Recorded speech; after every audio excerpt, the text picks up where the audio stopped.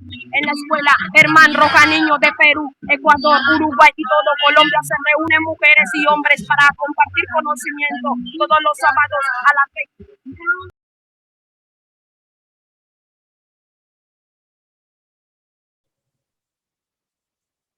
Buenas tardes a todos y todas. Damos inicio a la sesión 74 de la Escuela Germán Rojas Niño. El tema de hoy es taller de escritura, taller creativo de escritura. Nos van a acompañar los compañeros Javier Correa y Javier Falla. Entonces, compañeros, tienen ustedes la palabra. Bueno, listo. Pues un saludo general. A mí me gustaría darle la palabra más bien a Javier Fallad, por lo que yo estuve realmente, pues por las razones que ustedes ya conocen, estuve un poquito al margen de todo el proceso. Yo realmente como que me reintegré hoy, que tuvimos ahora una muy enriquecedora, muy rica y enriquecedora reunión con Javier. Pero él ha estado en estas últimas semanas, él ha estado más al frente. Entonces a mí me gustaría que pues él nos presentara como lo que hay.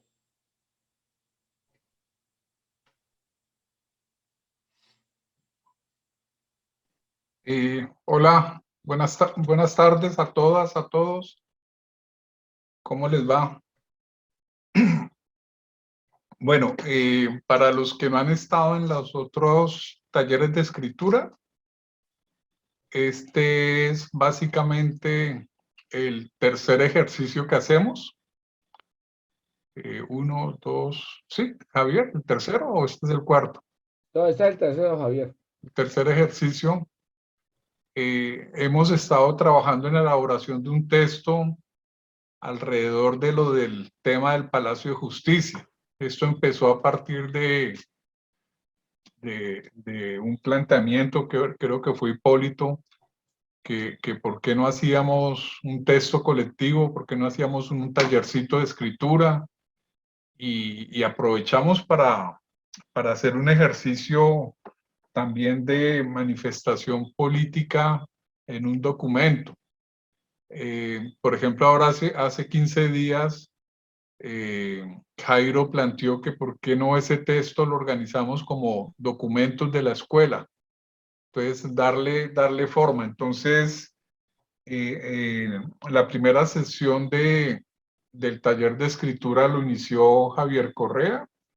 Se planteó anteriormente que la gente trajera textos sobre lo que vivió, cualquier cosa que se le ocurría sobre el Palacio de Justicia, que lo vivió, lo sintió, lo que fuera. Entonces, digamos, a partir de ese taller de escritura, pues se empieza a organizar como una propuesta de texto colectivo. En el siguiente taller, pues se leyó el texto como iba, se recogieron nuevos textos, y en esa misma metodología, la idea es que continuemos hoy, volver a leer el texto como va. Se han recogido todos los textos de quienes han presentado, inclusive lo que hemos dicho, no solamente textos que hayan enviado por escrito, sino también la participación, lo que han hablado en este espacio, como se graba. Entonces la misma grabación se ha vuelto a escuchar y se ha convertido también en texto los aportes que se han hecho.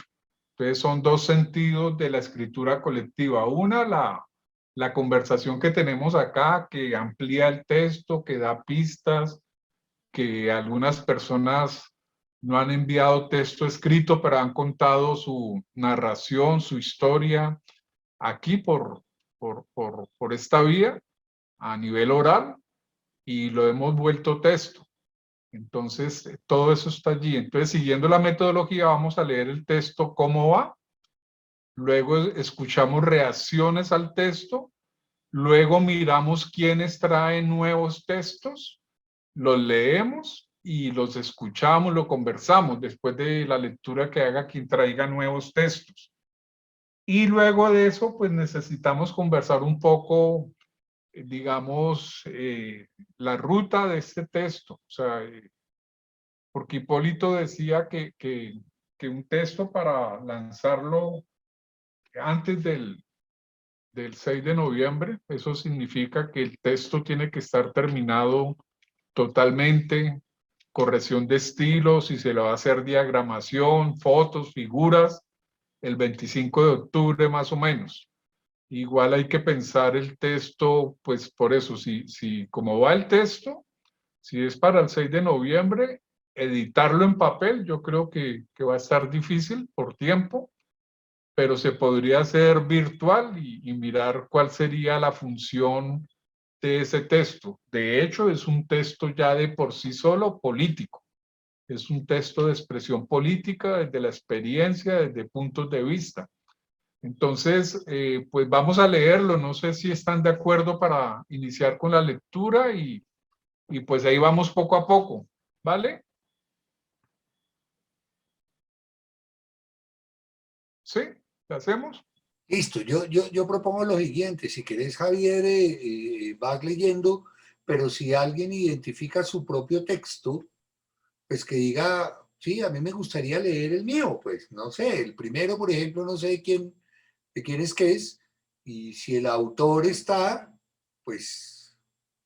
Esa primera parte es más como un intento de prólogo, Javier, Ah, bueno, un listo, intento de dale, entrada. dale, Entonces lo voy dale, dale. leyendo y más bien, Listo, perfecto. por ejemplo, este texto hay que ponerle nombre. Todavía no tiene nombre, eso es una cosa que hay que definir. No sé si aprovechamos este espacio para definir el nombre completo del texto. Por el momento está así: Escuela Germán Rojas Niño, Palacio de Justicia, texto en construcción. 30 de septiembre de 2021. Ah, perdón que metí este no es. O sí es. Ah, no, sí, este es. Es que lo tengo grabado, es como octubre, pero este es, sí. Entonces, somos la expresión de diferentes voces. Tenemos voces pendientes por expresar sobre cómo pasamos el 6 y 7 de noviembre del 85, los días de la toma y retoma del Palacio de Justicia. Desde ese instante hasta hoy es un tema en el que se hace imprescindible mostrar diferentes visiones de lo ocurrido. Es un acontecimiento nacional que afecta la visión histórica de Colombia, con la magnitud de otros acontecimientos como la masacre de las bananeras, el asesinato de Jorge Eliezer Gaitán, la creación del Frente Nacional y las violencias, las firmas de los acuerdos de paz, la constituyente y la Constitución del 91. Cada año que se hace remembranza, se habla desde diferentes ángulos y enfoques. Por eso, hoy se hace importante escuchar diversas voces. Por lo regular, se le da mayor escucha a las voces de quienes eran reconocidos, comandantes, dirigentes, magistrados, ya que sobre ellos se dice gran cantidad de referencias y se expresan más dolores. Es esencial escuchar las voces de quienes evocan otras experiencias que expresan la dinámica de las voces inevitables para producir el sentido de democracia y política como causa real de lo ocurrido. Hechos como el de Palacio de Justicia representa uno de tantos ejemplos del M-19 en su búsqueda infatigable por mejorar este país para todas y todos. Por eso seguimos estando en ese lugar de recuperar muchas voces pendientes de que nos compartan sobre ese 6 y 7 de noviembre de 1985. Son voces de nuestros amigos del alma que están en nuestros recuerdos más bellos, porque en esos días perdimos amigos queridos, familiares, hermanos, hermanas, esposos, esposas, que representan las voces pasadas por los despojos que deja la guerra y que volver a escucharlas nos permite recoger la historia a través del cristal de muchos ojos. Por ejemplo, esto es de un texto de Javier que no aparece, pero esto que estoy leyendo es texto de Javier Correa, ¿sí? Que ayudan a sanar las heridas que persisten de estas fechas dolorosas y que al expresarla nos damos cuenta de lo que somos y otras personas nos reconocen en estas historias. Entonces, siguiendo la propuesta que hace Javier, sigue un texto de Mauricio, si Mauricio lo quiere leer. No, Ahí hay dos partes de texto de Mauricio. no, Javier, seguí leyendo que lees bien. En cada región y lugar estábamos atentos, cerca de lo que pasaba en el palacio, en los barrios populares donde el diario vivir es el rebusque y la lucha diaria que expresa lo que pasa en cada barrio, pero que sentíamos lo que se producía cuando el M-19 aparecía. En ese momento veíamos claro que Belisario Betancur, en su lógica, da la orden calculada de que los militares retomaran el palacio y colocaba en riesgo a los hombres y mujeres del M-19 dispuestos a dar la vida. El pueblo colombiano se quedó plasmado viendo como el Ejecutivo, con la complicidad de las Fuerzas Armadas, arrasaban literalmente a sangre y fuego al Poder Judicial. En pocas horas supimos de la sangre de mujeres y hombres que prefirieron la dignidad que la rendición. Texto de Mauricio. Julián está, ¿lo sigo leyendo o qué? Sí, sí, seguí.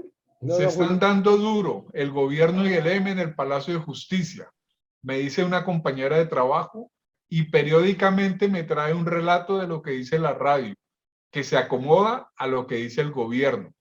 Pero al rato me voy a la universidad, donde me encuentro con varios compañeros con quienes compartíamos la angustia y le damos otro sentido a lo que estaba sucediendo.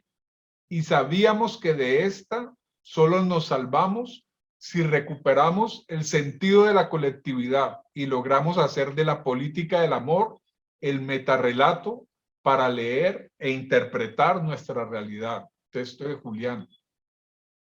¿Cómo olvidar aquel 6 de noviembre de 1985? Para esa fecha, Belisario Betancur era el presidente de Colombia.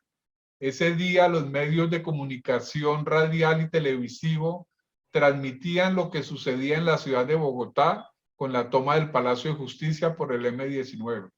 Mi familia y yo vivíamos en el barrio San Marino de la ciudad de Cali, que debe su nombre al hecho de que el 20 de mayo de 1971 se desbordó el río Cali, afectando los barrios Fátima, Berlín, San Francisco y Bolivariano. Uno de los primeros en llegar a socorrer a la gente fue Marino Rengifo Salcedo, que en el periodo septiembre de 1968 a agosto de 1970 había sido nombrado alcalde de Cali. El otro alcalde era Carlos Holguín Sardi, quien gobernaba de septiembre de 1970 a mayo de 1973, pero quien realizó gestiones con el Instituto de Crédito Territorial fue Marino Rengifo Salcedo para que construyeran viviendas en los terrenos de los Domínguez, ganaderos que colindaban con la Escuela Militar de Aviación. San Marino hoy está ubicado en la Comuna 7 de Cali. Aquel 6 de noviembre de 1985, sabíamos que el gobierno Betancur daría la orden para asesinar a los hombres y mujeres que estaban al interior del Palacio de Justicia, sin importar que cayeran otras personas. No es fácil borrar de la memoria a aquellos hombres y mujeres que estaban del lado de los sectores populares y que algunas de las acciones realizadas buscaban suplir algunas necesidades como el hambre en los barrios de Cali, como los distritos de Agua Blanca, Siloé, Petecuy. Además que los vecinos contaban lo que hacía el M-19 para ayudar al pueblo. Acciones como suministrar leche, acompañar en la construcción de las viviendas. Ese 6 de noviembre de 1985 hubo silencio en mi casa y llorábamos porque sabíamos que la arremetida del gobierno sería dar muerte a todas las personas que estuvieran en el Palacio de Justicia, para no dejar testigos vivos que pudieran contar la barbarie que se perpetró a su interior. Texto de Milena, este es el segundo texto de Milena.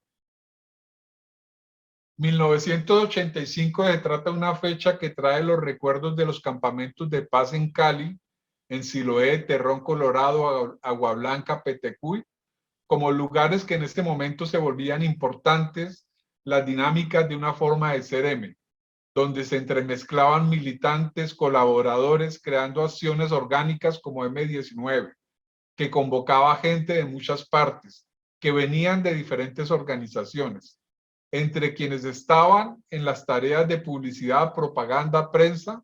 Una de las tareas del momento eran las denuncias y los boletines sobre la toma del Palacio de Justicia, las proclamas de la operación y los argumentos del juicio al gobierno y el ejército por la violación de los acuerdos de tregua y cese al fuego. Pero también estaba presente el horror de la contratoma, el incendio del edificio lleno de civiles y guerrilleros, el dolor de ver cómo el fuego consumía no solo los expedientes de violación de los derechos humanos de parte de los militares, sino las posibilidades de reabrir el proceso de paz, al menos por un buen tiempo. Ese también es texto de Javier Correa. No soy colombiano de nacimiento. No estuve cuando pasó lo del Palacio, porque llegué 3 meses después y no sabía nada del Palacio, nada.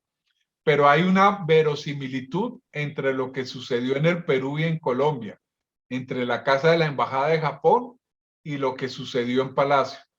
La primera impresión ante estos hechos es de alegría y gozo porque teníamos al Estado donde queríamos tenerlo y deseábamos que ojalá les vaya bien a los muchachos, que todo salga bien.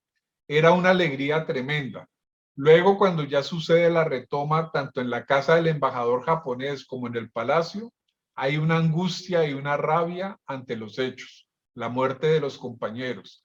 Hay capturados vivos y luego son torturados y asesinados. Muchos son desaparecidos. Ese es el lado humano que uno siente, no con tristeza, sino con una rabia donde uno no puede hacer nada.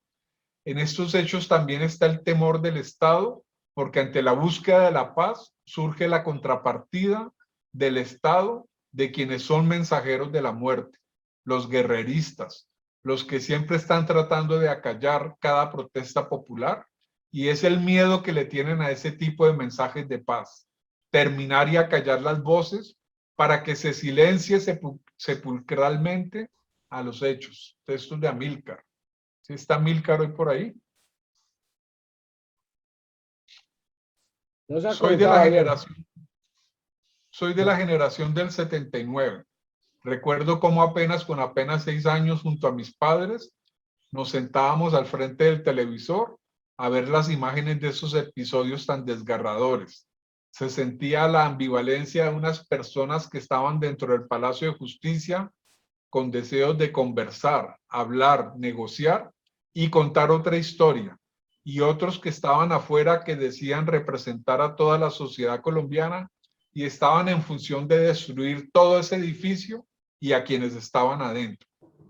Posterior a esta situación, cuando íbamos creciendo, muchos de nosotros vimos en quienes lideraban estos procesos, que algunos eran unos héroes porque eran quienes hablaban por el pueblo, proponían cosas distintas, enfrentaban al establecimiento. Tengo 45 años y he estado en diferentes sectores, en la universidad, en el movimiento estudiantil, movimiento social, campesino, en el eje cafetero, y siempre me pregunté cuál es esa esencia de la lucha que realizaba el M-19 como motivo de inspiración. Para muchos de nosotros, en esa experiencia del Palacio de Justicia, reconocemos a quienes caminaron por este sendero de lucha, de sacrificio, que a muchos de nosotros quizá no nos ha tocado, pero lo valoramos y en su ejemplo vamos a seguir caminando para que estas generaciones que están llegando y las que aún no han fallecido puedan ver otra Colombia. Texto de Raúl, por ejemplo, este texto no fue escrito, fue la conversación de hace 15 días. ¿Cómo olvidar aquel 6 de noviembre de 1985 cuando en muchos momentos nos encontramos con esas voces allí guardadas?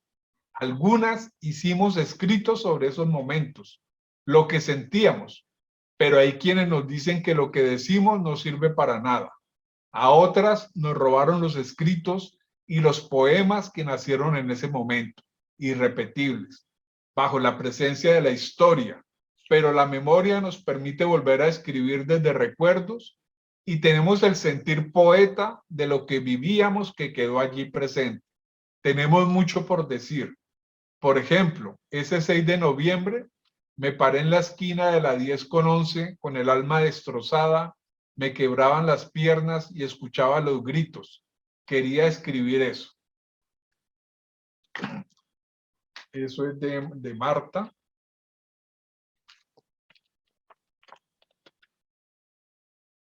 Yo te vi caminar hacia la muerte, ángel mío. Ibas sonriendo, aferrado a la condición de tus ideas. Desplegaste tus alas, bello ángel de guerra, hacia el Palacio de Justicia, entre estallidos de bomba, humo, llamas, cañones y ráfagas de metralla. Te pregunto, Dios, ¿cómo pudiste enviarlo a este mundo de malvados? ¿Cómo pudiste permitir que tu ángel muriera destrozado? Ayúdame, Dios del universo, a perdonar a quienes lo mataron. Texto de Yamilé. Esto es un poema largo de Yamilé. Pues aquí, pues hasta ahora del texto nadie ha dicho si se mete todo el poema.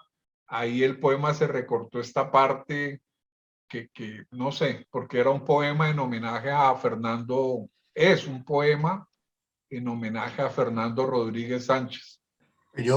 Perdóname, Javier, yo propondría que si se puede después incluir todo y evaluamos, ¿cierto? Bueno. Las almas guerreras que entraron al palacio a cumplir una promesa. Durante varios meses, un puñado de hombres y mujeres valientes y con la convicción de construir la paz para el pueblo colombiano, planearon un operativo político-militar que tenía como objetivo realizar un juicio político al presidente Belisario Betancur por el incumplimiento de los acuerdos de paz.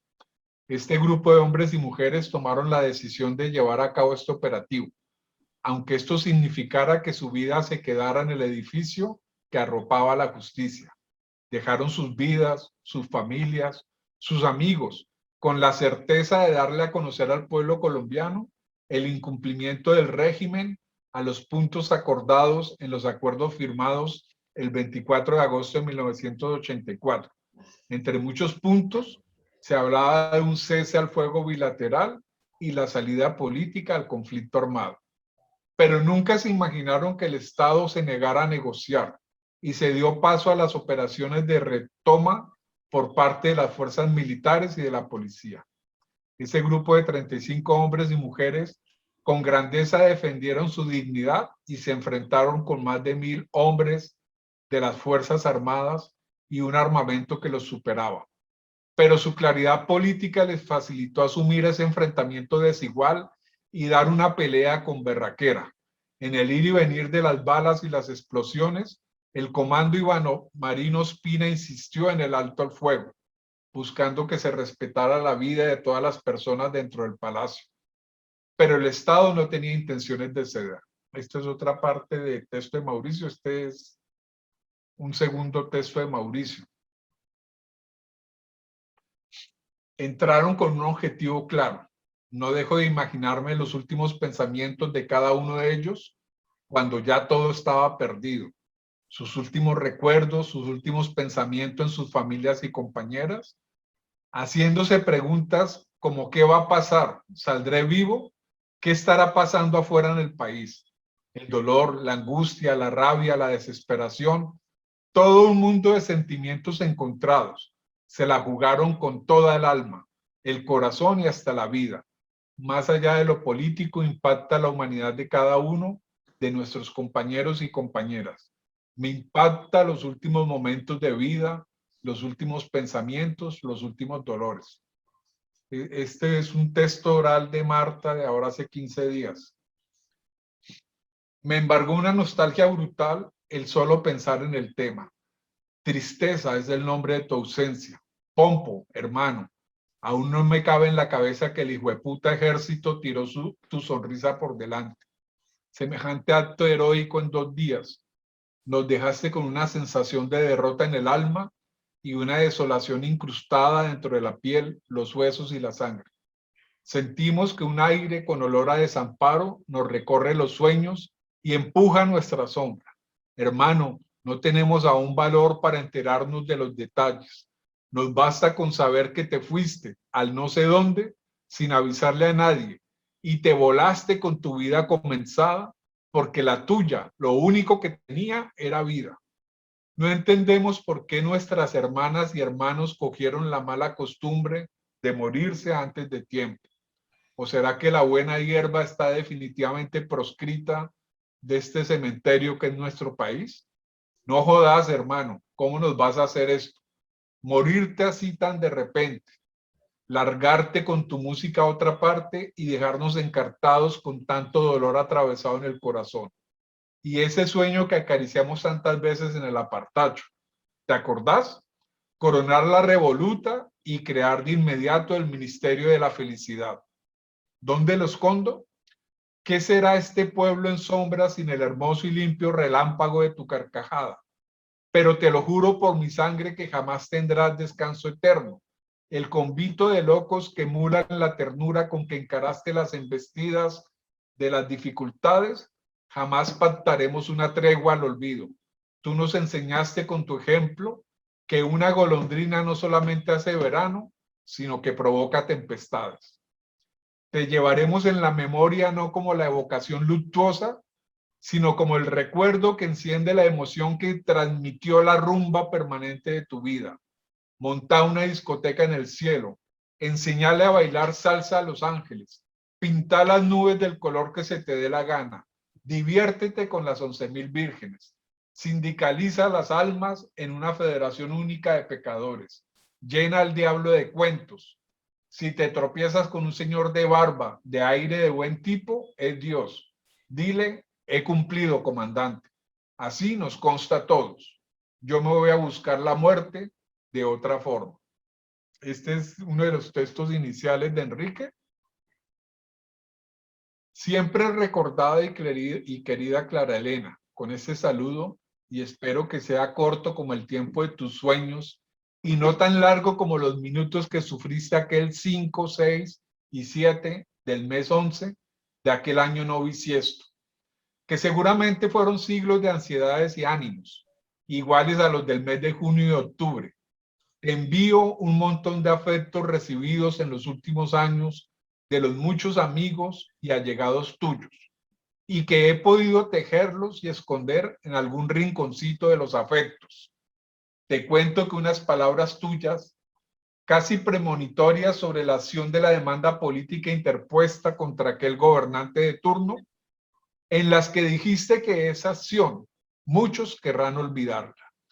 También a medias se han cumplido, por aquello de que toda derrota es huérfana, y por eso muchas contradicciones se presentan cuando se habla o se estudia este caso de la demanda armada por parte del M-19 y de la retoma por parte de las Fuerzas Armadas de Colombia.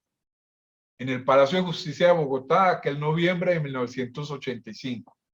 Y digo contradicciones porque es propio de estos eventos levantar polvaredas de opiniones y hasta versiones que se vuelven leyendas, cuentos y narrativas, hasta contradictorias. Entenderás que algunas son manejadas por quienes en esa época de tus aciagos días, al igual que ahora, tienen el poder de la desinformación desde todos los medios del poder. A esto, con tristeza hay que sumarle algunas opiniones por parte de quienes, desde su posición de responsables y actores en diferentes escenarios de poder, de gobierno, de la opinión, de las Fuerzas Armadas y hasta del M-19, en la época coinciden en criticar, cambiar y hasta despreciar aquella acción. Esto de atacar y mal hablar sobre la llamada toma del Palacio de Justicia es normal y natural por quienes han detentado el poder y defendido el establecimiento con sus gobiernos y clase corrupta e incumplidora de los acuerdos. Pero no, nunca será aceptable escuchar ese tipo de desconocimientos sobre los bellos demandantes, quienes allí dieron más que su vida, su honor y su ejemplo, y menos cuando vienen de quienes fueron parte de los sueños que siguen buscando primaveras. Hoy, a casi 8 lustros de caminos y de búsquedas, de uno de los fundamentos por los que, animada en el comando Iván Marino Ospina a la operación que reivindicaba a otro prócer, ejemplo para las nuevas generaciones y en especial para el M-19, don Antonio Nariño y Álvarez, a interponer la demanda armada buscando de la verdad. Aquí seguimos en el trajín de la memoria, de los recuerdos, de los afectos, y con esos valores como bandera y fundamento, seguimos defendiendo las esperanzas que no pudieron quemarse en el incendio aquel, donde conocimos ese vital retrato del compañero que por cierto, se llamaba Pedro, como fuerte piedra, quien en medio del fuego enemigo de las llamas que consumían el edificio y de la antigua represada en todo nuestro mundo, sosteniendo en una mano el fusil y en la otra la manguera, tratando de apagar el incendio criminal. Retrato de amor y compromiso, imposible de olvidar. Querida Clara Clara Elena Enciso, igualmente te recordamos con tus angustias, amores y temores, y en especial te vemos subiendo y bajando algunos pisos y escalones incendiados y acosados por las balas oficiales en aquel trágico suceso. Te vemos curando heridos y animando a los amigos y compañeros. Situación penosa, pero real, que sucede en estas luchas y en esa forma amorosa de asumirla, en la que te vinculaste en la militancia de la ternura. Ahora te cuento, estamos aprendiendo en una escuela que trata de enseñar desde los buenos y lejanos pasos de la vida con sus errores, aciertos y esperanzas vivas que siguen a la vera del camino, en donde a veces te vemos los que aún seguimos soñando en la verdad, en la reconciliación y en la paz de Colombia. Postdata. Y me imagino que en los cumpleaños del siempre abril, julio, noviembre, cuando te encuentres con Lucho, Andrés, Betty, Guillermo, Pacho, Fabio, Irma, Edward, Ariel, Rafael, Patricia, Pedro, Bernardo, Jackie, William, Orlando, Humberto, Marcela, Elvencio, Michel, Nora, Adán, César, Héctor, Belén, Jorge, Carlos, Sebastián, Miguel, Roque, Esteban, Chucho, Alberto. Dales mis saludos y abrazos y que pronto, un próximo 6 o 7 de siempre, nos veremos. Este es el texto de Hipólito. En el Palacio de Justicia se hizo un pacto de silencio y tergiversación de los hechos que contaban con la aprobación de los poderosos, los medios de comunicación, los aparatos de propaganda, de tal manera que el pueblo colombiano aún no sabe qué pasó, donde se han presentado historias diferentes. En ese primer momento el M-19 se pronunció. Uno es un comunicado de Álvaro Fallada como comandante general, donde da un punto de vista que aclara y denuncia.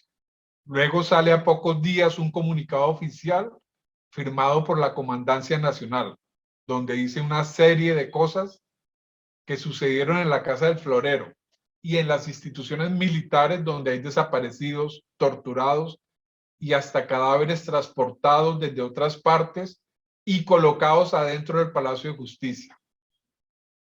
Estas verdades están en las comunicaciones de las investigaciones judiciales que ratifican las versiones del M a pocos días de la toma. En medio de esto, hay usos que desentrañan lo que ha pasado porque perviven los mecanismos que en la memoria histórica crean una historia oficial de que el M-19 le servía al narcotráfico. Pero faltan las voces para que desde las tramas de dolores y negaciones se pueda denunciar y evidenciar los mecanismos del poder para embolatar a la gente y mantener al pueblo colombiano pasmado. Texto de Fabio. ¿Este texto es oral de Fabio hace 15 días? ¿Por qué no me ayuda alguien a continuar la lectura, porfa, que ya me cansé?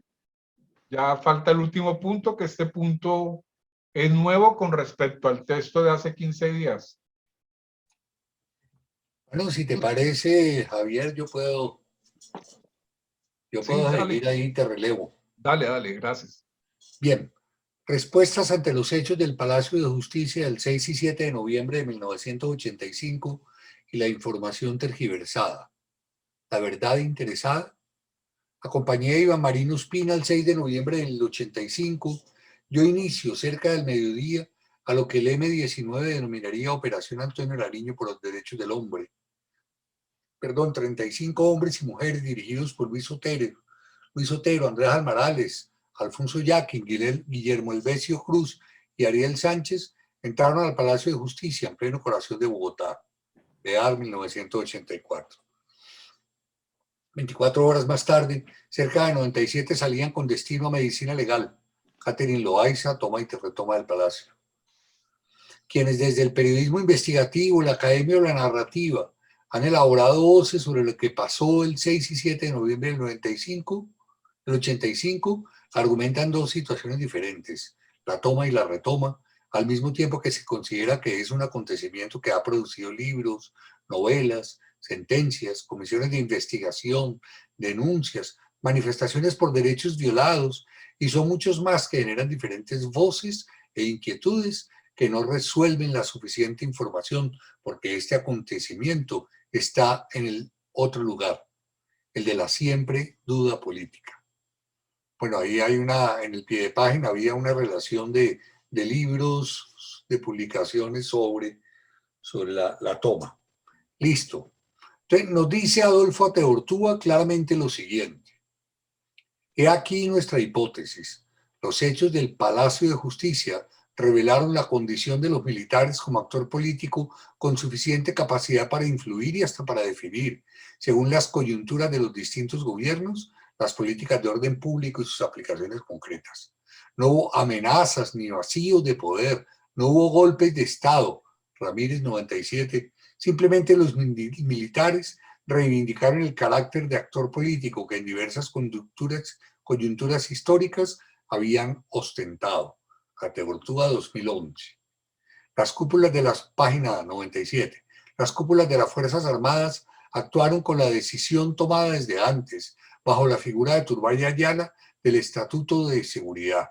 Ya habían iniciado como fuerza pública ese acomodo a intereses concretos, donde su afán destructivo y de venganza contra el M-19 y su forma de operar que los dejaba siempre de entredicho, sin base con su modelo de actuar militarmente ante la idea del enemigo externo comunista por el contexto latinoamericano, Cuba, Chile, Uruguay, Nicaragua, Salvador, Guatemala, y las formas creativas de convocar y actuar con efectos comunicativos deslumbrantes en la población. Si los militares tenían información previa sobre la toma del Palacio por el M-19, entonces se dice que era una retoma preparada previamente y estaba la clara estrategia de dar un golpe de mando al presidente para poder, como ejército, posicionarse militarmente ante los hechos de triunfos en avance del M-19. Renan Vega Cantor, retomando a Ana Carrigan, dice que en el año 2010 se descubrió un documento secreto del ejército que fue redactado 8 días antes de la masacre del Palacio de Justicia, el 15 de noviembre de 1985, en donde se informa que, comillas, los antecedentes relacionados y las comunicaciones enviadas por los comandos superiores permitieron alertar a la 10ª Brigada, 13ª, sí, es un error, brigada, y mantener unidades de reacción con capacidad de operar rápidamente. Esto comprueba que las Fuerzas Armadas sabían lo que iba a suceder y se habían preparado para enfrentarlo de la forma brutal como lo hicieron, y por eso pusieron en marcha la Operación Rastrillo, como denominaron la recuperación del Palacio de Justicia, por lo que se entendía en la acción cotidiana del ejército ir de puerta en puerta, de casa en casa, disparando primero y averiguando después. Bueno, y ahí sigue una relación de libros. Una fue la toma, que se documenta especialmente de la versión de Clara Enciso, sobreviviente, y en las investigaciones de la inteligencia militar, en allanamientos, torturas y búsquedas de responsables en el entorno de los resultados de la retoma.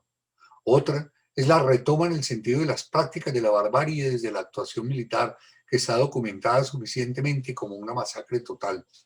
Las lógicas analíticas se centran en la siguiente secuencia: la toma de rehenes en el Palacio de Justicia por el M-19, la actitud de no atender las demandas por el Ejecutivo, la operación militar para retomar el Palacio, el incendio del edificio, las muertes y desapariciones, donde estas últimas fueron el motivo de discusión pública sobre lo sucedido y la necesidad de hacer justicia. Sigifredo Leal Guerrero, 2012. El Holocausto, y pues menciona todo el libro, toda la referencia. El problema es desde qué argumentos se pretende justificar las acciones en un país donde las masacres son un hecho histórico recurrente, donde el respeto de la vida y el reconocimiento del conflicto, donde hay confrontaciones entre enemigos armados. La pregunta es dónde se colocan los límites y desde qué mentalidades en conflicto se asumen los riesgos y las acciones. De un lado está la posibilidad del equilibrio del armado en la confrontación, el actuar de quien inicia la acción armada y la respuesta de quien defiende posiciones, el costo de la operación en riesgos y vidas, el cálculo militar en la operación propiamente dicha. Del otro lado, la respuesta desproporcionada ante la acción de la toma, cómo y en qué momento se configura el paso de una acción de defensa de posiciones a una acción de destrucción y aniquilamiento. Siempre aparece la pregunta por el incendio, si fue premeditado o fue causado por el uso de tipos de armamentos y explosivos en la retoma que causaron la masacre. El manejo de la acción militar en medio del fuego llevó al final de los hechos de confrontación armada entre las dos fuerzas. ¿Con qué mentalidad se da el golpe de gracia, pensado y calculado, de aniquilar todo lo que estuviera con vida, incluso sabiendo el estado de indefensión e incapacidad de respuesta agresiva de parte de quienes estaban en los baños del cuarto piso? La barbarie se completa con las desapariciones de personas que salieron vivas del palacio y, peor aún, personas que salieron vivas y luego aparecieron sus cuerpos dentro del palacio. La dimensión del acontecimiento es lo que nos dice constantemente en la mente cómo podemos olvidar algo de esta magnitud. Por eso se vuelve a recordar y hablar sobre estos hechos. La paradoja de los hechos, como se presenta en diferentes elaboraciones periodísticas, académicas de investigación, está en las intenciones que se presentan. De un lado, se hacía una demanda armada al gobierno para ampliar las opciones de la democracia, y del otro, se responde con crímenes de Estado. Esto es de Leal, 2012. Para la Comisión de la Verdad, el incendio que destruyó casi totalmente el edificio pudo tener su origen en las numerosas y poderosas cargas explosivas, los disparos de rockets al interior y desde la parte externa del Palacio de Justicia, o incluso granadas de fusil que fueron disparadas contra una barricada compuesta por escritorios, sillas y enseres de oficina en el cuarto piso. Comisión de la Verdad y Ateortúa, 2011. En esa actuación errática de las fuerzas militares que tratan de justificar en otros el incendio, las desapariciones y tratan de recrear en su defensa esa idea de las alianzas del M-19 con el narcotráfico, en gran parte de las argumentaciones quienes siembran en la memoria la idea de que se trataba de una acción que beneficiaba a los extraditables. Se monta la versión de que fue financiada por Pablo Escobar. Se desconoce el papel que jugó la incapacidad de mando del presidente y su reemplazo por la fuerza militar. En sustentados informes, tanto el Tribunal Especial de Instrucción como la Procuraduría General de la Nación absolvieron al M-19 de toda conexión o apoyo con los narcotraficantes colombianos. Según el tribunal, no existieron evidencias de participación de movimientos distintos al M-19 en el planeamiento y ejecución de la toma del Palacio de Justicia, y tampoco hubo prueba alguna que los vinculara con las amenazas inferidas a los magistrados por los narcotraficantes o extraditables.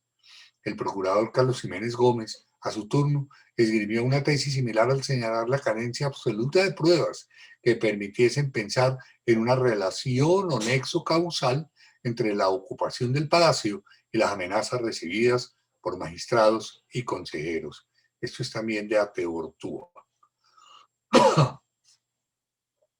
En varios de las elaboraciones, documentos, textos y análisis se plantea que lo que no se ha definido es la verdad sobre lo que ocurrió, especialmente en el tema de desapariciones y asesinatos de personas que salieron vivas y luego aparecieron muertas o fueron desaparecidas, porque es sobre esto que se enjuicia a los militares que dirigieron la operación. Es decir, que se ha logrado avanzar en la verdad histórica, pero quedan muchas dudas sobre la verdad judicial y la verdad mediática. Esta lógica de una verdad fragmentada es lo que mantiene el acontecimiento en la condición de la tragedia colombiana. La conciencia política sobre lo que ocurrió sirve a diferentes intereses, se desdibuja y se manipula la información. La verdad que direcciona los argumentos sigue estando en la especulación mediática. Sin embargo, hay casos que tuvieron un poco más de justicia, entre otros, como es el caso de Ana Rosa Castiblanco. El Estado tuvo que pagar una onerosa indemnización. El Consejo de Estado logró probar que la mujer había salido con vida del Palacio de Justicia, que fue llevada con todo y su estado de embarazo hasta una sede del ejército en el sur de Bogotá, al batallón Charly Solano, que en el camino tuvo a su bebé y luego fue torturada hasta que le causaron la muerte. Su cuerpo fue puesto en una fosa común en el cementerio del sur y posteriormente encontrado, mientras su hijo fue criado por un teniente que no podía tener hijos y que en la actualidad, según testimonio de algunos uniformados, entre ellos Gámez Masuera, todavía vive en el barrio Kennedy de Bogotá. Catherine Loaiza Martínez, 2014. Toma y retoma del palacio. Otra persona, un magistrado, fue desaparecido después de la toma cuando se atrevió a decir que el retiro de la vigilancia fue absolutamente inexplicable. Es el caso de Luis Enrique Aldana, que aún sigue desaparecido. Una muestra de que en ese tiempo y aún ahora era mejor guardar silencio. Catherine Loaiza. Estos casos solo para decir de personas que no eran del B-19, porque en la extensa información se relata de al menos 3 personas del M que salen vivas, aparte de Irma Franco y Clara Enciso. En algunos documentos se dice que Almarales y Otero salieron vivos. Uno de ellos fue asesinado en las caballerizas del batallón Charlie Solano. Hasta hoy la tergiversación de la verdad sigue sin resolverse. Pues ahí habría que mencionar a otros como el panameño, como el mismo Alfonso Yaqui, otras compañeras. Bueno, si hay como una relación de quienes salieron vivos y están desaparecidos o aparecieron sus cadáveres, pues mencionarlo, ¿no? Listo.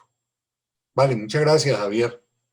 No, pues ese es el texto, ahí vamos. Esta última parte es nueva por el debate que tuvimos ahora hace 15 días, pues un poco alrededor de, sobre todo la intervención de Fernando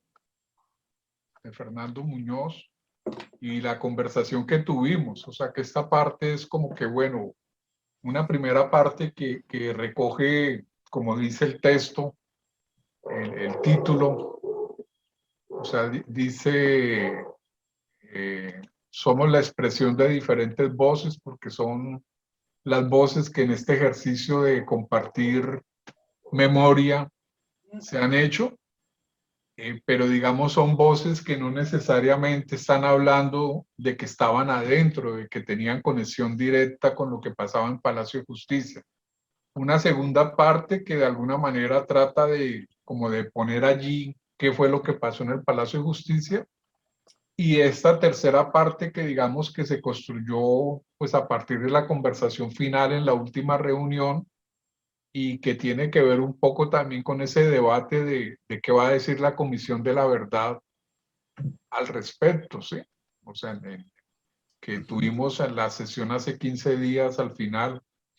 Entonces, pues digamos, está claro que en los documentos que hay, porque se hizo un ejercicio de mirar documentación, en esa documentación que hay datos suficientes de demostración de lo que pasó. Lo otro es que como el hecho es un hecho, como se dice, en términos de la memoria histórica, el hecho está allí expresada claramente, pero el hecho, digamos, desde los intereses comunicativos, desde los intereses políticos, se tergiversa. Entonces, claro, si nos vamos un poco a los fallos judiciales, por eso se recoge este listado, ¿no? Este listado extenso que con seguridad son más cosas, no solamente sobre prensa, revistas, documentos académicos, pero sí, ahí falta, porque tal vez de los acontecimientos que más se ha elaborado, hasta novelas se han hecho, pero que tienen que ver precisamente sí, o sea, es un acontecimiento, no es un hecho, es un acontecimiento que desborda los hechos y que se vuelve acontecimiento porque nadie puede en su verdad decir pasó esto, pasó aquello. Entonces, claro, se permite la especulación de muchas voces, de muchas entradas, y también mucha gente le da su lectura particular, inclusive los expresidentes Uribe, Santos, en su momento hacen una lectura particular, digamos, aliviando o limpiando el honor de Belisario Betancur en el 2008, 2010. Entonces es eso, es un hecho que históricamente coge el lugar de acontecimiento, porque hay muchas versiones, muchas situaciones, muchas lecturas. O sea, como hecho histórico está comprobado y demostrado, pero como hecho político o como hecho periodístico, ahí es donde está la dificultad. Están levantando la mano, Enrique. Gracias, buenas noches, compañeros. No, a propósito de lo que estás diciendo ahí, hermano, pues a raíz de este tema que le vuelve a generar a uno muchas más inquietudes de las que hemos acumulado en estos 30 y algo de años, mm, he leído los podcasts he escuchado, perdón, los podcasts de Arcanos y Reyes. No sé si se lo han escuchado, son varios capítulos, son como 13 capítulos, algo así. Y en ellos hay una narrativa, eh, me parece muy certera en cuanto al tema del incendio, porque hay unos testimonios y hay unos audios de soldados, eso lo desclasificaron, creo que eso se lo entregaron a la Comisión de la Verdad en estos días. Ellos antes de publicarlo lo entregaron a la Comisión de la Verdad, porque se encuentran nuevas cosas, nuevos elementos. Yo recomiendo esa escucha tranquila y pausada que hacen, porque es una investigación muy profunda, de las más investigaciones más serias que he visto sobre Palacio de Justicia, además de los libros, incluso de las mismas sentencias que he leído frente al hecho, está ese documento, Arcanos y Reyes.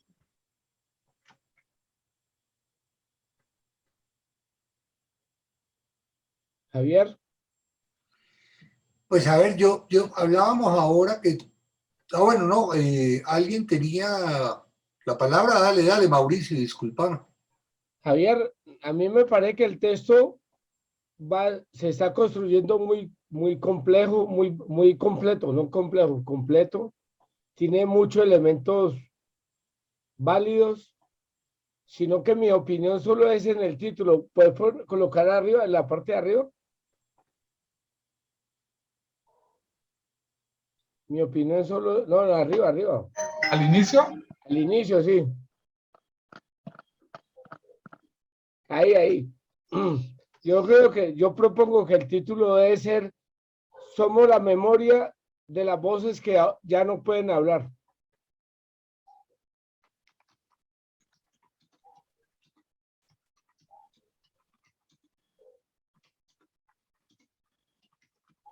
Yo le cambiaría más bien de las voces acalladas. Ah, bueno, también. Somos la memoria de las voces que ya no... Acallada, Javier. Sí, él la propongo, pues. Listo, no, me parece bien. Bueno, eso era todo, gracias. Bueno, no sé si alguien más tiene levantada la mano o puedo comentar 2 o 3 cositas. Bien. A ver, es lo siguiente, en la reunión previa que sostuvimos ahora con Javier, pues hubo varias ideas en torno a lo editorial, digamos. Si en efecto, como dijo Javier al principio de la sesión de hoy, queremos que el texto sea publicado el 6 de noviembre, nos tocaría obligados terminar de editarlo por tarde el 25 de octubre. ¿Mm?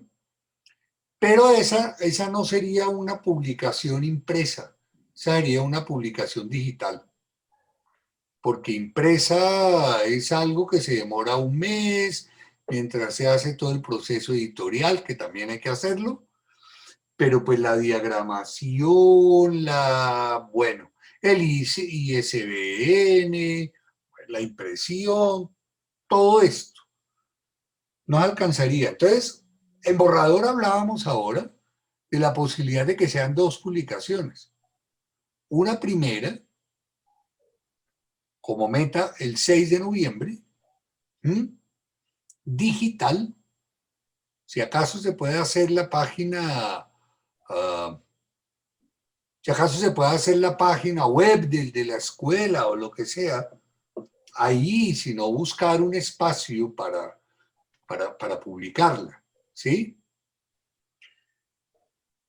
Y la otra, pensando un poco de más largo aliento, para el primer semestre de 2022, ya un libro impreso, en el que le demos cabida no solamente a quienes integramos la escuela, sino gente que no es de la escuela, o porque no se ha podido sumar, o porque, por las razones que sea, ¿cierto? Pero si logramos concretar, por ejemplo, a familiares de compas nuestros,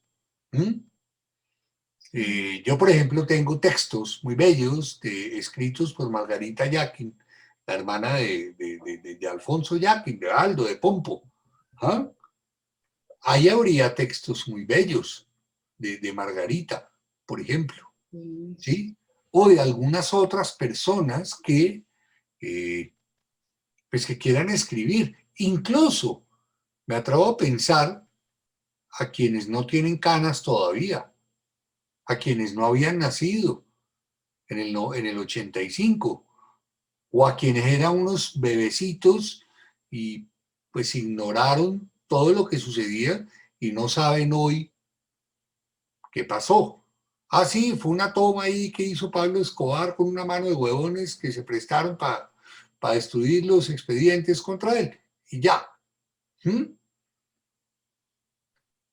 Entonces, ¿cómo hoy mucha gente que no vivió, que no sufrió la angustia, que no lloró la rabia, pues cómo algunas personas hoy ven el palacio, la toma del palacio? Entonces, eso podríamos enriquecerlo de aquí también poniéndonos una meta. Por decir cualquier vaina, pues, estamos en octubre, noviembre, diciembre, enero, febrero, marzo, ¿cierto? Pongámonos 6 meses para recoger textos y después hacer el ejercicio de editar, complementando lo que se haga ahora en digital. Esa es como una propuesta en borrador que hicimos ahora. La segunda es, habría que hacer un orden, y para eso hay varios modelos que pues no nos inventemos ahorita el agua tibia. Hay varios modelos, el mismo Alfredo Molano con los años del tropel, Svetlana Alexievich, la premio Nobel con el libro La muerte del Homo Sovieticus, que pone a hablar a un montón de gente, comunistas y que no eran comunistas y que estaban felices de la perestroika y que si hubiera caído esa vaina que no les permitía libertad, y entonces les preguntan qué es libertad y dice, pues poder comprar blue jeans Levi's. Libertad, poder comprar blue jeans Levi's y entrar a un supermercado y ver 20 marcas de jamón y no 4. Eso era libertad. Entonces ella les da la posibilidad a muchos jóvenes que no habían vivido la revolución, cuyos padres habían muerto en la Segunda Guerra Mundial, o entrevista a algunos veteranos de la Guerra Mundial, a los hijos, a los nietos de esos veteranos, y hablan. Y hablan. Es abrir, en ese sentido, memoria de las voces de los que no tienen voz, o memoria de las voces acalladas, o qué sé yo.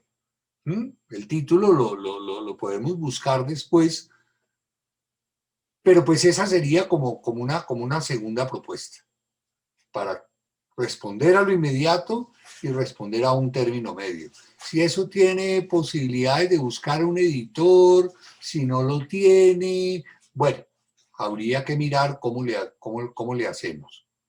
Y en términos legales incluso. Porque habrá personas que digan, qué pena, pero si el libro se va a vender en 50.000 pesos, si somos 50 autores, pues yo quiero que me den 1.000 pesos por libro.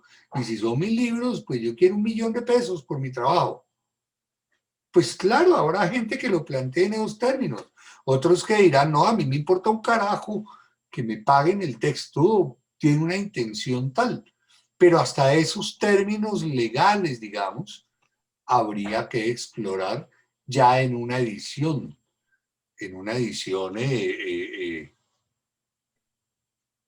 impresa o más amplia, ¿sí? El año entrante. Lo dicho, Javier ha hecho una muy buena labor. Yo me ofrezco en la segunda semana de octubre, que voy a tener por ahí unas tierras libertarias para munas. Voy a disponer de un pequeño espacio de tiempo y yo me ofrezco para pegarle una revisada a este texto, como está hasta aquí, y si ustedes me autorizan a meterle la mano en lo que se llama edición editorial, pues en un trabajo de edición. ¿Mm? Y es, por ejemplo, así fácil, hay quienes escriben M-19, otro que veo aquí en la base de la pantalla M19 sin guión, otros escriben M en minúscula guión 19. Bueno, todo ese montón de detallitos que pues es necesario pues unificar. Yo me ofrezco a hacer esa labor. ¿Mm? Y si ustedes me permiten también explorar la posibilidad de pues es que sí es una labor muy berraca, porque cada uno de los textos de la primera parte, por ejemplo, cada vez que Javier los iba leyendo, yo decía, este tiene que ir de primero. Y Javier seguía leyendo y yo decía, no, no, este va de primero. Y después me volví y dice, no, el que está de primero va de primero. Y eso va a ser una labor muy berraca. Va a ser una labor muy berraca. Habría necesidad de escribir un prólogo. Habría necesidad de escribir un prólogo para decir quiénes somos o qué es la escuela, o si vamos a hablarlos de la escuela o si vamos a hablar otras personas que pues no son de la escuela. ¿Mm? Entonces habría que hacer un prólogo y yo pues no sé quién se ofrece o quién quisiera hacerlo, también lo revisaríamos en colectivo, ¿sí? Pues Javier Falláez, pues yo también me ofrezco, aunque ahí veo que dice Liliana Correa, que es mi hermana que me prestó el computador hoy, ¿sí? Entonces yo también me ofrezco pues a hacer esa labor de mirar muy respetuosamente ese prólogo, más en términos editoriales, digo. Y ya después, si se quiere, así como, discúlpame Javier si bajamos a las notas de pie de página, en la que se hace una mención de un montón de publicaciones, ¿sí? Que se hace mención a un montón de publicaciones, y ahí, ¿cierto? Miren, es toda una nota de pie de página que sigue en la siguiente, en la número 8, y es, bueno, de qué manera recuperamos un estado del arte. Es decir, por lo menos un listado de publicaciones que se hayan escrito sobre el Palacio. ¿Mm? Desde los ámbitos de derechos humanos, legales, humanos. Yo le comentaba a Javier, yo tengo un cómic. Hay un cómic muy bacano sobre la toma del Palacio. Pues está el libro de Maurén, está el libro de Olga Bear, bueno, muchos otros libros que han sido escritos, que el de Jimeno, bueno, un montón de libros y publicaciones en revistas que sería bacano hacer atrás, al final, como una especie de anexo, esa relación. Y también, que yo ahora sí he hecho un poquito para atrás, Javier, la propuesta que te había hecho antes, de que, no, yo he hecho para atrás, de empezar con el documento público del N19 en la demanda. la operación Antonio Nariño por los derechos del hombre, el comando Iván Marino Ospina, todo eso, ponerlo más bien al final también como un anexo. ¿Mm? Y no abrir el texto, que tiene un sentido, pues, lo que entendí desde el principio, un poco más humano. Entonces, no sé, esta lluvia desordenada de ideas, todas las lluvias son desordenadas, pues ahí ustedes cómo las acogen, si se aprueban, si no se aprueban, si se aceptan. Dale. Listo, Mauricio. No, muy bien los aportes, Javier Correa. Solicito a todos los presentes encender las cámaras un minuto, por favor. Espérate, me peino.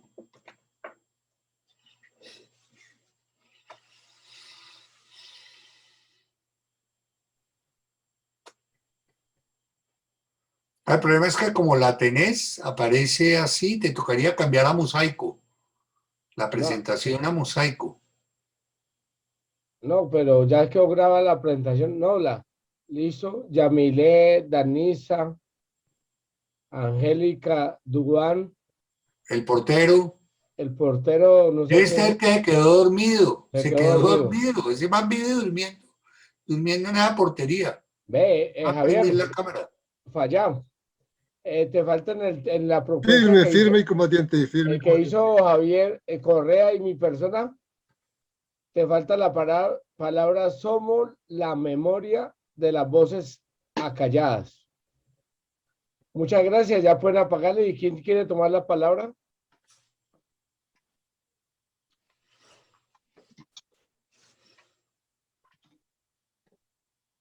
Una cosa, Mauricio, de todas maneras, yo no sé si hoy alguien trae texto, como habíamos dicho que Texto o adicional. sea, digamos, cada sesión que hemos hecho, hay personas que han estado en otras, pero no vuelven, o igual hay personas nuevas. Pero igual cada 8 días la gente, cada vez que conversamos, la gente queda que la siguiente sesión traen textos. Entonces, si quieren compartir los textos quienes traen, bien puedan. ¿Quién tiene algún texto para compartir? Los que no queremos ni mostrar, ni traer, ni compartir, ¿qué hacemos? Señor Fabio, estamos en una reunión, esto es una escuela seria. Gracias. Lo perdonamos, hermano, porque tiene el libro atrás. Si no, no. Ahí apagó la cámara, ¿ve? Apagó la cámara, era un bandido. ¿Alguien tiene texto?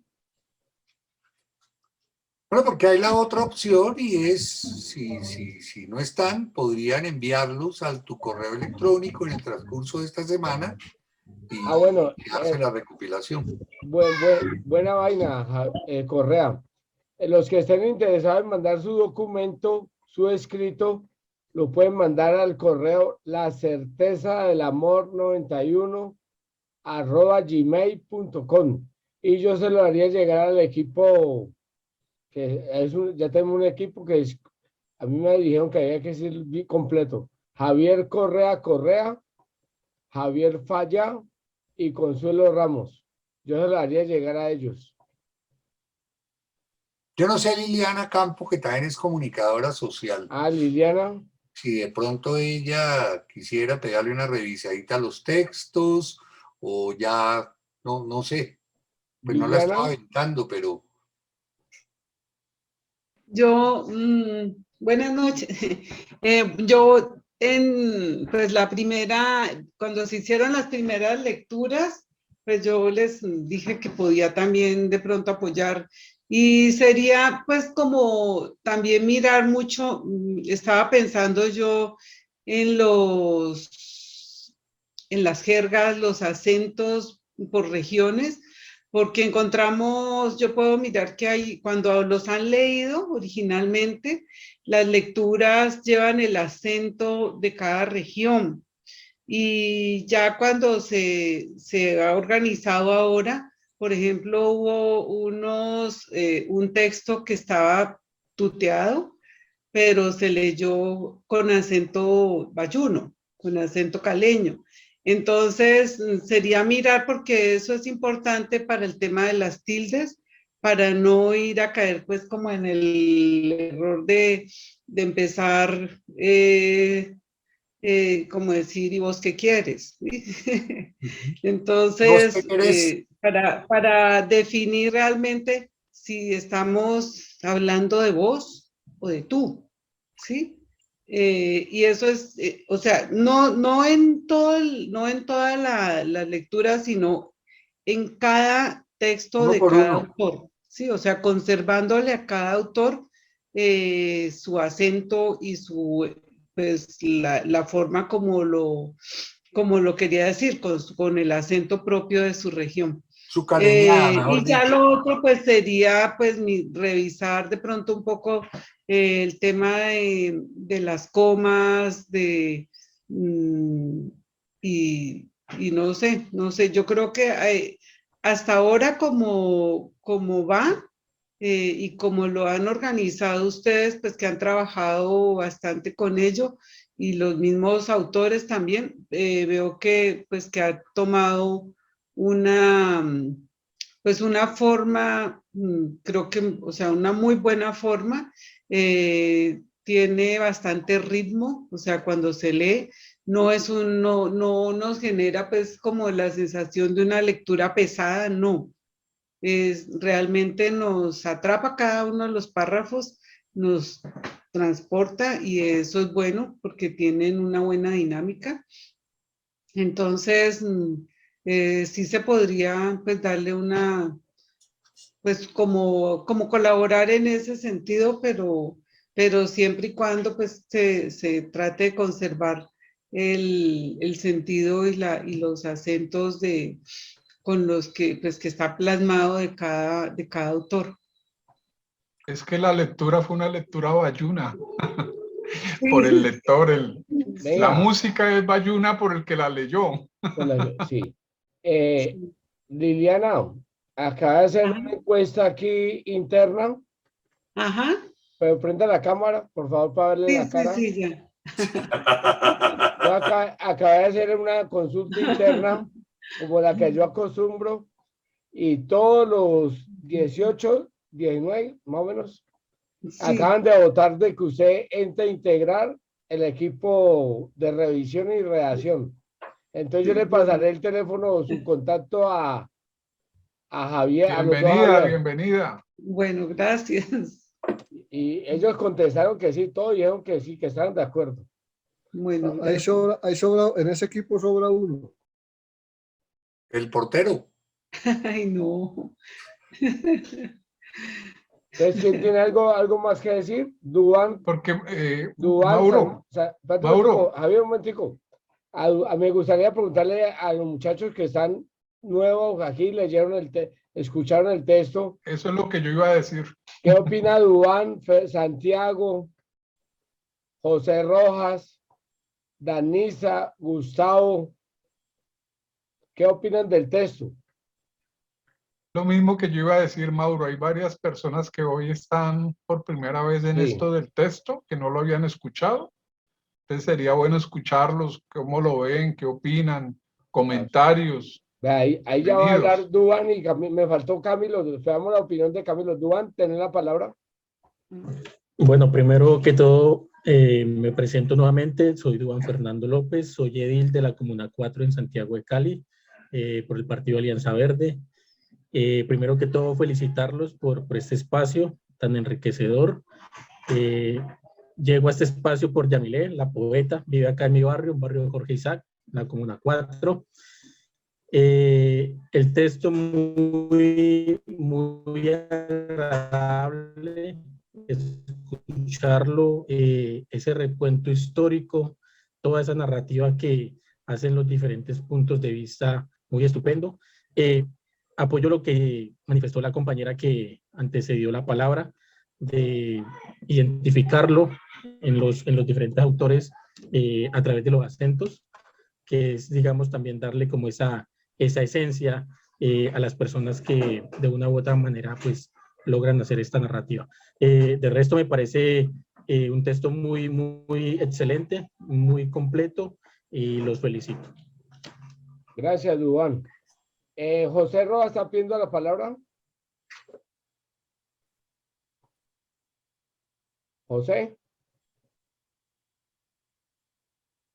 Camilo, Santiago, Danisa, Gustavo Cruz. Buenas noches. Hola Mauricio. Hola. Buenas noches para todos. Danisa, ¿tiene algo que opinar?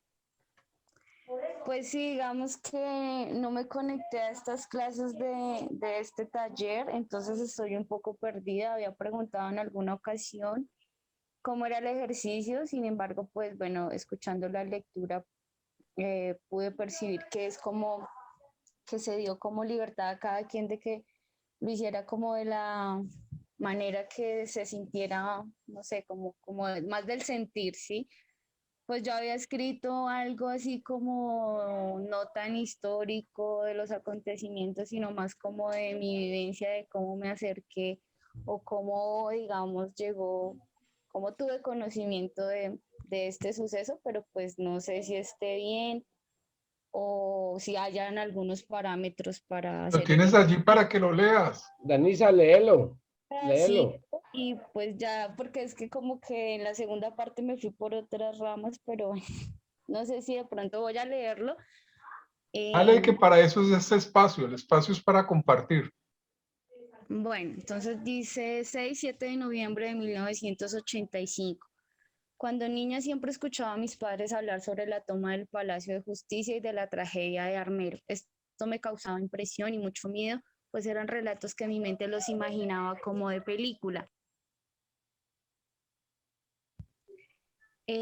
Lamentaba mucho que hubiese sucedido el mismo día del cumpleaños número 23 de mi padre y el mismo año de puntos suspensivos. Por tanto, siempre lo tuve presente. Años más tarde, con gran ignorancia, escuchaba la canción Mi generación de poligamia y tatareaba sus frases. Se tomaron la embajada, se tomaron el palacio. Yo los vi en televisión. No comprendía muy bien a qué hacía referencia, pero un día, mientras llegaba de mi primer trabajo a la casa, recuerdo que estaban transmitiendo en Caracol Televisión la conmemoración de los 20 años de la toma del palacio y sentí que me tocó el corazón porque sin conocer lo sucedido sentía que que esas personas habían luchado, incluso dado su vida por una causa nacional, y con gran interés comencé a consultar sobre este acontecimiento sin imaginar que más adelante tendría una hermosa conexión con personas que habían militado en el M-19. Por ejemplo, conocería la historia de la bolsa número 89. Bueno, creo que esa es como la primera parte. No sé si de pronto esté como muy subjetivo. No, Sigue, sí, sigue, sigue siga. leyendo. Siga. Bueno, fue en la universidad, en mis estudios de pregrado, sin opciones de internet, televisión por cable, Netflix, etcétera. No tenía otra opción que sintonizar el canal del Congreso, en donde por casualidad escuchaba a Gustavo Petro hacer sus debates con un gran valor civil que me conducía a enamorarme de la política. Debo reconocer que también, bueno, eso es algo ya que estoy entre paréntesis, pero no al caso. Por tanto, comencé a indagar sobre este personaje y descubrí que se relacionaba al movimiento que había realizado la toma. Siempre pensé que las cosas llegaban tarde a mi vida, pero agradezco haber tomado la decisión de elegir mi carrera porque me permitió conocer a mayor profundidad las historias de vida y algunos sucesos de este movimiento. Bueno, creo que ahí ya iba como en esa parte de la escritura porque no pensaba en terminarlo, pero pues tampoco sabía que hoy la escuela era sobre esta actividad, por eso pues tampoco no lo había terminado y ahí ya pues iba en eso. Gracias, Danisa. Pido la palabra. Un momentico, ya te doy la palabra, Dale. Correa. No, para Danisa, decir que el texto me gustó mucho y que esa es Danisa, la idea, justamente. Danisa, ¿vos me puedes mandar el texto al correo, por favor? Sí, yo lo envío, se lo envío a Mauricio y ya Mauricio me hace el favor y Sí, ya te lo sabes por el correo. José bueno, Rojas.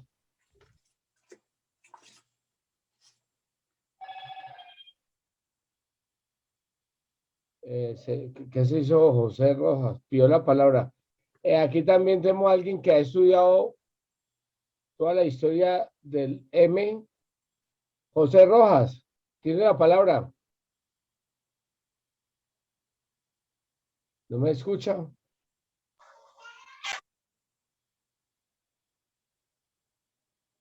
José Rojas, prenda el micrófono. Ahí está José Rojas, ¿no? Sí, aquí estoy tratando de hablar, pero el micrófono no me abre. Ahí ya se te Ahí escucha. te estamos ya se escuchando. ¿Ya me escuchan? Sí. Sí. Bueno, mi nombre es José Luis Rojas, soy miembro de la Junta Directiva del Consejo Departamental de Paz. Siempre desde niño he seguido al M19, tengo 49 años, vivo en Buenaventura, una ciudad que en este momento está siendo azotada por la violencia y por el abandono del Estado de tantos años de desigualdad y de miseria en que vive nuestra gente acá. Soy de Barranquilla y bueno, me pongo a las órdenes de todos. Creo que el taller es importante, sobre todo la memoria. Lo del Palacio de Justicia hace parte de prácticamente de la historia de Colombia, de la vida de cada uno de nosotros que somos mayores de 40 años, porque todos vivimos el momento, pero quiero ir más allá. Yo creo que en algún momento, yo no sé, me imagino que el objetivo de la escuela política tiene que revivir la llama política, lógicamente, del M19, porque estoy de acuerdo que en las próximas elecciones del próximo año, de seguro con Gustavo Petro vamos a tener presidente, y creo que eso nos tiene que afianzar en el trabajo político en las calles de este país para cambiar las condiciones de vida de todos los colombianos, a pesar de que hay un pequeño grupo reducido que todavía insiste en seguir en el poder. Esa es mi apreciación. Un gusto y agrado del señor Fayad, he escuchado mucho. Como le dije a Mauricio una vez, yo viví en el barrio Chiquinquirá, en la parte de atrás de la casa del comandante Valentín, José Matías Ortiz, y siempre me llamó la atención porque él era miembro activo del M19. Buenas noches. Gracias, José. Está Gustavo Cruz, que nos gustaría escuchar a Gustavo Cruz. Danisa ya no habló. Duan también. Camilo Montoya. Queremos escuchar su opinión sobre el texto. ¿Cómo lo ven? Bueno, muy buenas noches, Mauricio, y todos los compañeros. Escuchando el texto, me transportó en la época tanto que sentí en un momento que yo estaba en el palacio. Durante toda mi niñez que viví el momento, siempre he tenido un respeto, una admiración hacia todos estos héroes que participaron en ese momento histórico para el país. No tengo más sino palabras de agradecimiento que a todo este grupo de personas, como lo fue el M19. Gracias, Mauricio. Gracias, Camilo. Está pidiendo la palabra Fabio. Fabio tiene la palabra. Gracias. Es que a la altura de esta conversa y a la altura de esta participación, se me ocurre que para motivar a otros compañeras y compañeros que también quisieran participar, se me ocurre, profesor Javier Fayad, proponer con su venia. Pero ya también ahora está el profesor Correa y está la profesora Liliana en la directiva de esta tarea. Con su permiso, proponer una especie de concurso para la carátula y la contracarátula de ese texto. Y en esa propuesta, que los que ya escribieron no participen en ese concurso y abrirlo para que los que no han escrito, o digamos, no es su interés escribir, pero de pronto un diseño de carátula para ese texto también construido en este ánimo, en este ambiente participativo, me parece que sería muy importante. Muchas gracias, profesores. Gracias. Gracias, Fabio. Santiago está ahí, Santiago Vargas. Sí, señor. Santiago, queremos escuchar tu opinión sobre el texto. Bueno, compañeros, yo llegué acá, pues no sabía realmente cuál iba a ser el sentido o la orientación del texto. Sí. Pensé que era más como histórico al principio, o sea, como solo un recuento, pero muy por encima, no tan personal. Pero lo que he escuchado me ha gustado mucho porque le permitió a alguien que no estuvo en su momento, o por ejemplo, a alguien como yo, que soy un muchacho de apenas 21 años, entender las sensaciones de cada una de las personas que militaban en el M-19 y la convicción que tenían para hacer las cosas que hacían. Le permite a usted profundizar y afianzar todos esos conocimientos previos, pues que en mi caso llevo de lo que fue el M-19 y del por qué hacían sus cosas. Entonces me parece un texto maravilloso. Gracias, Santiago. Santiago, a Juan, a Danisa ya lo entregó, a Camilo, a Gustavo. Le hago una invitación que la próxima sesión traigan un texto de lo que ustedes creen, cómo fue el palacio y cómo lo sintieron ustedes o cómo lo escucharon. ¿Están de acuerdo? Bueno, de mi parte yo había pensado decirle a los compañeros de la escuela de formación que tenemos nosotros acá, pues que si entre todos hacíamos como un pequeño testigo como para enviar de parte de cada uno, vamos a ver si este fin de semana lo podemos concretar.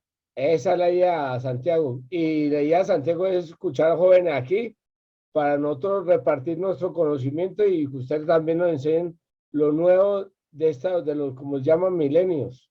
Entonces sería bueno escucharlos. Entonces, ¿quién más? Gustavo Cruz, lo llamamos aquí al tablero. No contesta. ¿Quién más quiere opinar algo más, compañeros?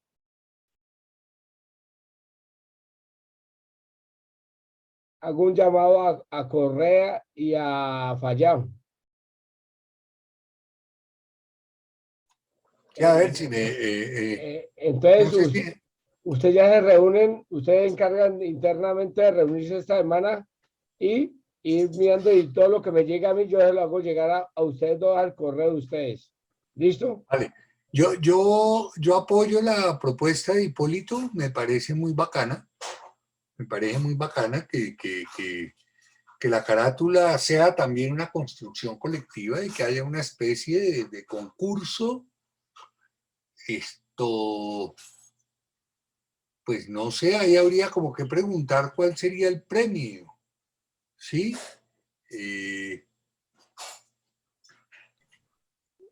Ya lo tengo. ¿Cuál, señor don Fabio? Si les parece, lo presento en la próxima clase bien organizadito. Bueno, aceptar la propuesta, Fabio. Entre 8 Listo. días.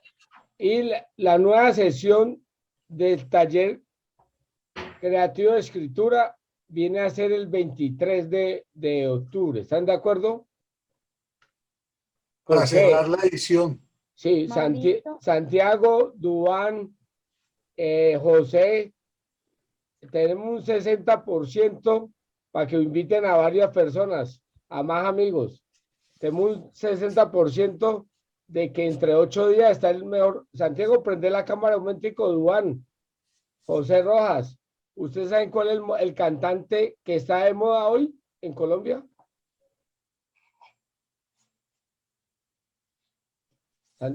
El audio. ¿Cuál?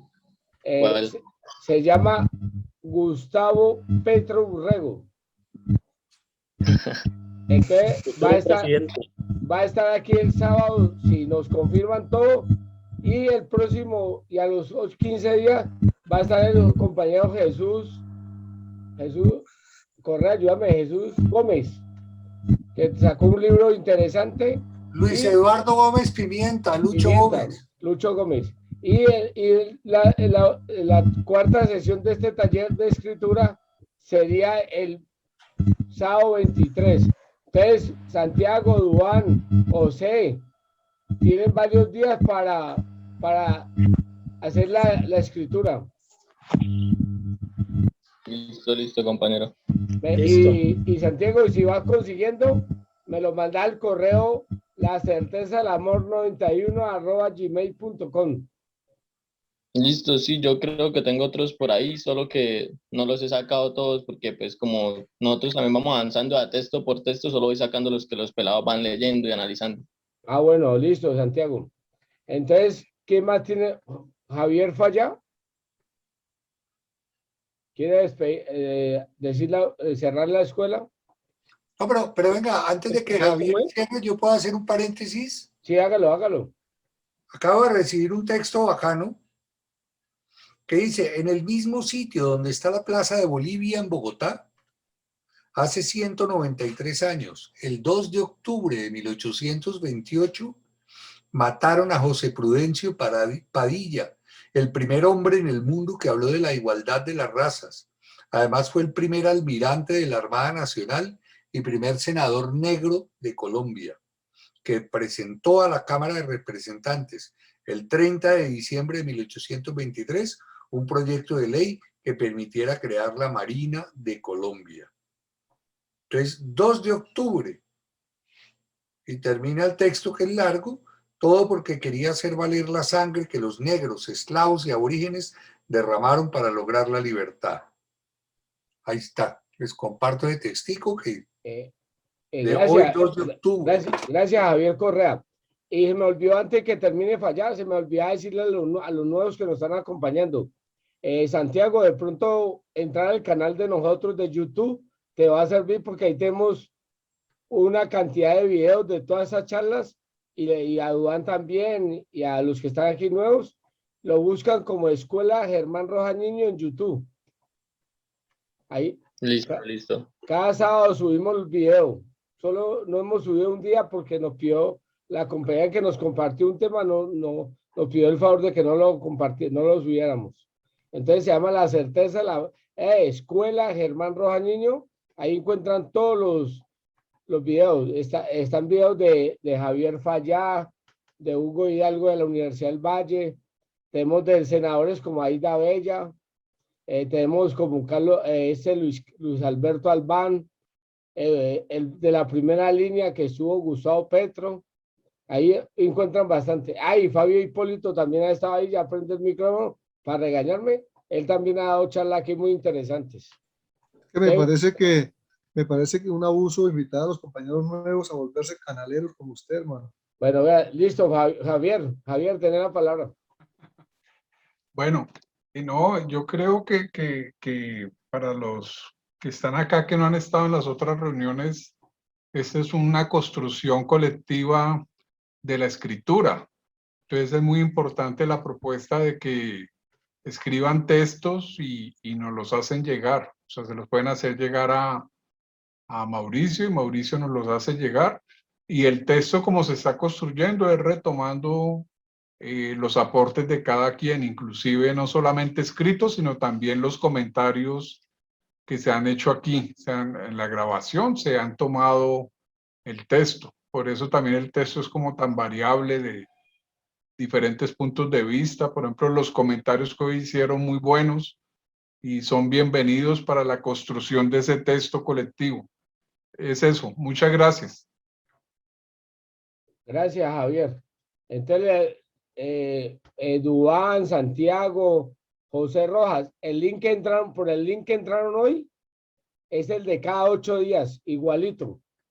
La contraseña, si se dieron cuenta, es el año que se fundó el M19, 1974. Entonces, para que no lo olviden. Entonces, muchachos y muchachas, nos vemos entre 8 días y hacer fuerza para que me digan que sí esta semana. ¿Me recuerdas el correíto? ¿La certeza del amor qué? La certeza del amor 91@gmail.com. Listo, gracias. Bueno.